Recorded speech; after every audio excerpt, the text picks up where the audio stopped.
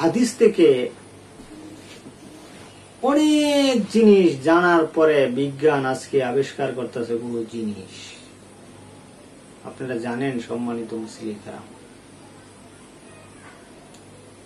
যে হযরত সুলাইমান আলাইহিস সালাম, উনাকে আল্লাহ তাআলা এমন পাওয়ার দিছিল, এমন স্পেশাল ক্ষমতা দিছিল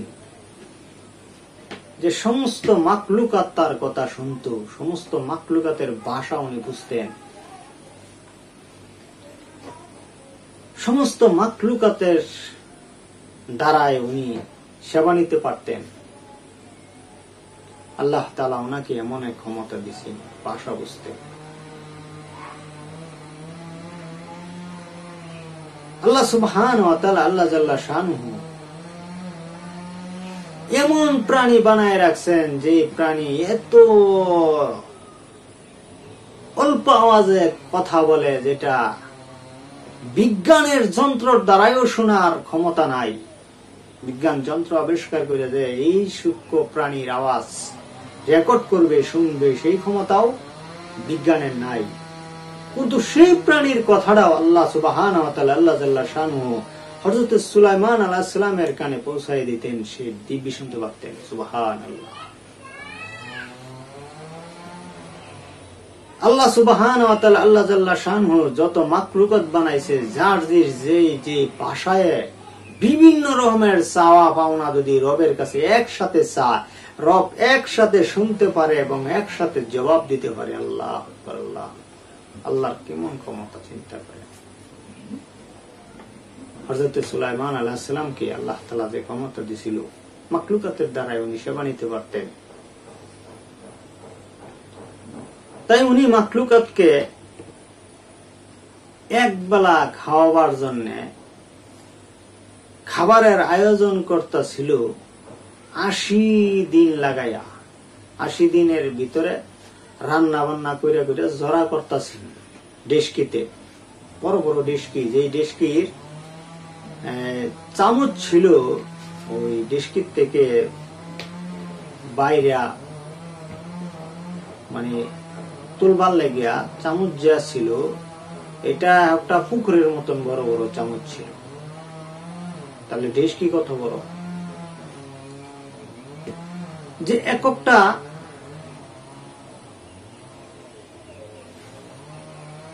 ডেস্কিতে যেই প্রাণীর বস্তু রান্না করবে, এরকম প্রাণী ধরেন 22,000 কইরা উঠাইছে। যেমন উট 22,000 এক ডেস্কিত চড়াইছে রান্না,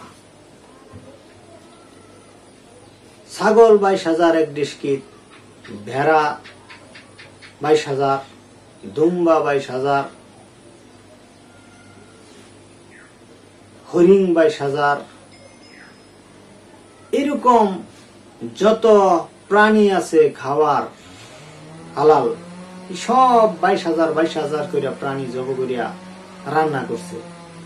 করিয়া একটা আইটেমের তরকারি এক একটা ডেস্কিতে রাখা। হযরত সুলাইমান আলাইহিস সালামের মাথায় বুদ্ধি আসলো যে এই যে এত খাবার এক একটা পাতিলে যে রাহা রান্নার, এটি তো 80 দিন পর্যন্ত রাহন যেত না, নষ্ট হয়ে যাবো গা, এই তরকারি তো নষ্ট হয়ে যাবো, দুর্গন্ধ হয়ে যাবো গা।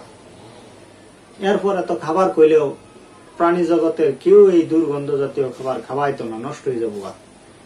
তো উনি তখন বললেন যে হে বাতাস, তুমি এটাকে ঠান্ডা রাখবা এবং এরকম ভাবে রাখবা যে এর ভিতর থেকে যেন কোনো দুর্গন্ধ না হয়, টাক্কা তরতাজাই যেন এই তরকারিটার থাকে।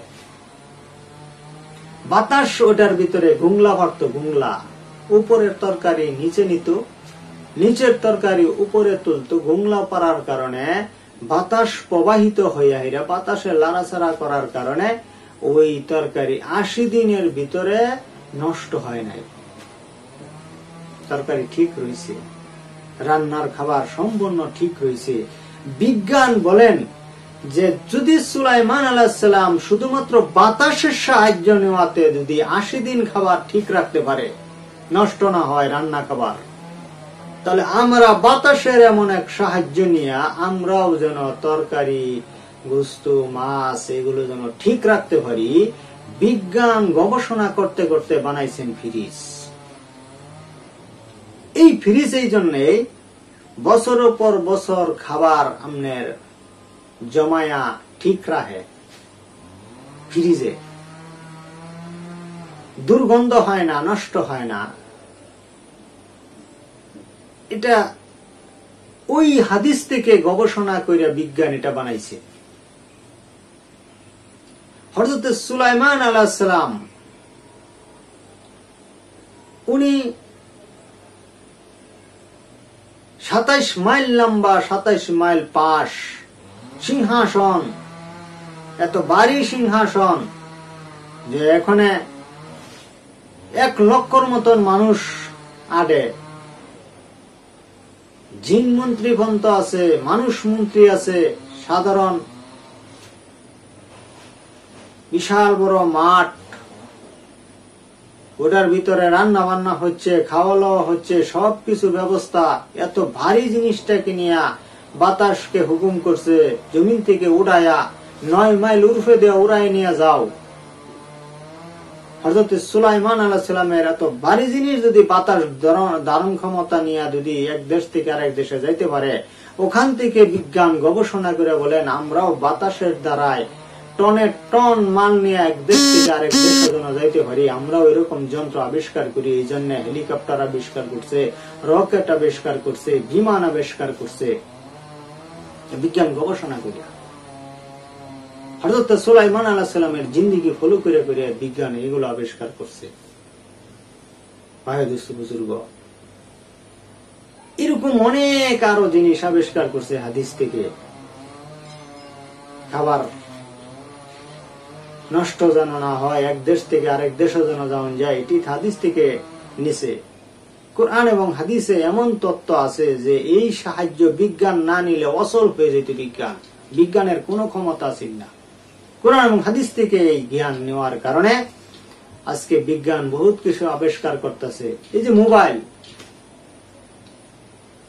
এটিও বিজ্ঞান চিন্তা করছে যে হযরত সুলাইমান আলাইহিস সালামের কানে জমিন থেকে একটা পিপিলিকার আওয়াজ